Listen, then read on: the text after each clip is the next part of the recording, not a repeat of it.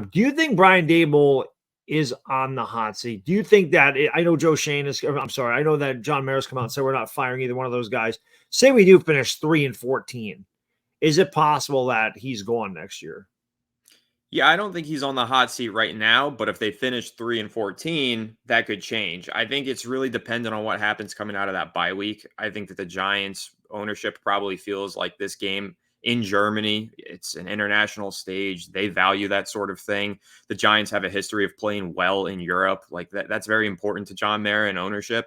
I think that this is kind of a must-win game from the standpoint of if we're not going in there and beating an inferior Panthers team in Germany with the international fans, what are we doing? Do we have the right management in place? So this feels like a really important game for Brian Daboll, where if he loses this one, then coming out of the bye week, he better come out on a tear. Otherwise, if the losses start compounding after that, then I do think his job is going to be called into question. So right now, I think he's safe, but every loss just makes it more probable that he isn't safe. So we'll just have to see how the rest of the season goes. But we were kind of at this point last year as well. I think about halfway Right. through the year, we felt like, okay, he's probably safe. They're probably not going to want to, churn through another head coach after only 2 seasons. So let's see how he does in the second half of the year. And Daboll, with the cards down, he went ahead and he picked up some clutch wins down the stretch with Tommy DeVito. So maybe he does that again. Maybe that saves his job. And I think that's what they're kind of expecting and banking on, is a couple of clutch wins down the stretch.